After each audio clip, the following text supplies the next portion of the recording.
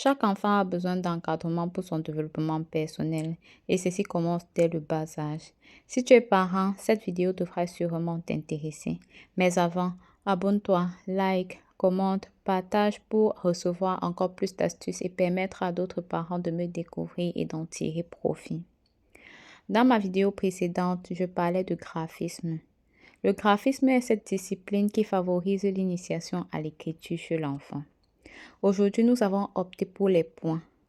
Dans l'alphabet français, le point intervient dans les lettres telles que le I et le J. Travailler avec l'enfant dans ce sens prépare l'enfant à reproduire exactement ce qu'il a appris. Aussi simple que cela puisse paraître, il peut être assez compliqué pour certains enfants. Le parent doit éviter de gronder ou de crier sur l'enfant car cela crée en lui la peur et l'empêche de s'exprimer. Le travail avec l'enfant, surtout les tout petits, se fait avec tact et patience. Donc, le travail avec les enfants se fait avec tact et patience. Sinon, l'enfant commence à être frustré et ne veut plus avancer. Il se braque. Du coup, lorsqu'on est patient, lorsqu'on a du tact, le résultat à la fin est nous met sans voix en fait. Je ne le redirai jamais assez. Mes vidéos sont pour ces parents qui n'ont pas assez de moyens pour s'acheter des jeux éducatifs. Nous pouvons nous créer nos propres jeux éducatifs. Nous créer des documents qui peuvent aider les enfants à se développer, qui peuvent aider les enfants dans leur cursus scolaire depuis le bas. Il y a certains enfants qui, quand ils arrivent à l'école primaire, ne savent même pas encore écrire, alors qu'on aurait pu, au travers des jeux, les accompagner afin que leur parcours scolaire soit facile. Afin que toi, en tant que parent, lorsque tu prends le cahier d'un enfant et tu te mets à lire, tu as cette fierté de pouvoir lire et déchiffrer exactement ce que l'enfant a écrit, de pouvoir lire et être fier de la main d'écriture de ton enfant. Et cela commence par le bas âge. Nous avons intérêt à y mettre l'accent car aujourd'hui, beaucoup d'enfants ne savent pas bien écrire.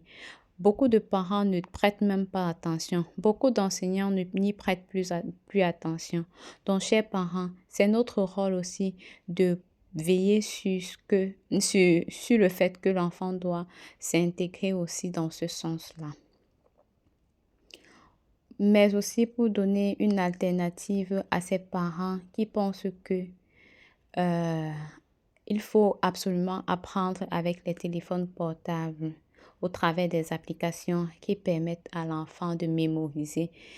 Avec les applications, les enfants mémorisent sans toutefois connaître exactement de quoi il est question. Ils récitent certes, mais ils n'ont pas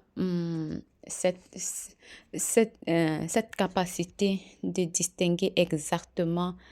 Si c'est par exemple les chiffres, l'enfant n'a pas la capacité de dire exactement quel est le chiffre 1, quel est le chiffre 2, quel est le chiffre 3. Ça, c'est la difficulté lorsqu'on laisse les enfants apprendre avec des appareils électriques. Donc, du coup, je recommanderais à chaque parent de prendre soin de son enfant, de faire en sorte que son enfant soit capable de s'exprimer sainement.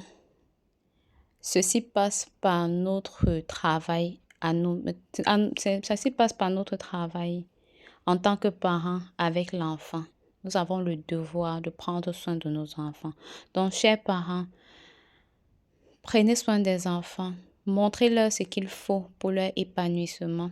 Éloignons-leur des objets qui ne sont pas bien, non seulement pour leur santé psychique, mais pour leur bien-être social.